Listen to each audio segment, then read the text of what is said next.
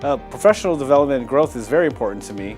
It allows me to actually expand my knowledge in my field, sharpen the sword as per se, makes me a much more effective caregiver, and also it broadens my horizons. That way it makes me more like a more encompassed provider, knowing from all aspects. It really allows a person to develop. It really allows you to gain more responsibility for what you do with confidence. And also with that said too, there's monetary input with that too. So those set of rewards really allow a person to kind of plan this to be their career and spend 20 to 30 years working here within the VHA. So many opportunities for not only these classes, but for education as well. They push you to say, hey, do you want, where you're at, if you're doing great, do you want to take it to the next level? They're very supportive in that.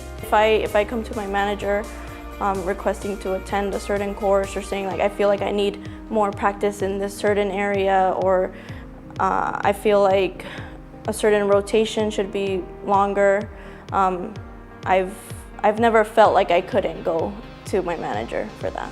With the ever-changing world of healthcare, from technology to performance pressures to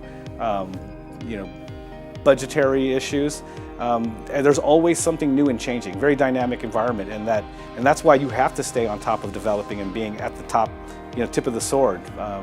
Because what happens is you're going to be left behind, and with technology and all the ever-changing modalities, if you're not using those things and treating those things, the veteran's not going to be able to take advantage of those opportunities. I myself is a little bit newer of a nurse. I've been a nurse going on, this is my second year now. But for me particular in the VA system, the biggest one was definitely Van Eep. It was a program that allowed me to work and also go to school. So it kind of compensated some of the days I needed to take off to finish school. Nursing school can be tough with clinical rotations and labs and lectures.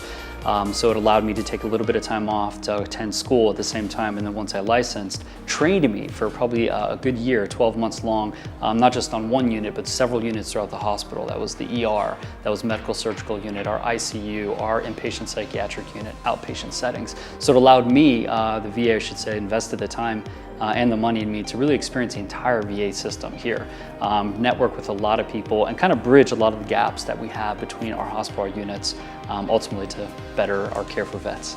On the private sector, it wasn't quite like that. A lot of times it was just that as long as they were able to fill that role with somebody, that was good enough. You were just a production line assembly, and as long as they had a cog, you were that cog in that wheel, that was great. As long as you're that cog didn't malfunction, that was good enough for them. And so here in our situation, you have the opportunities to change. You not just want to be that cog. Maybe you want to move up to something better, something more important, to push yourself and push your limits, to push your talents.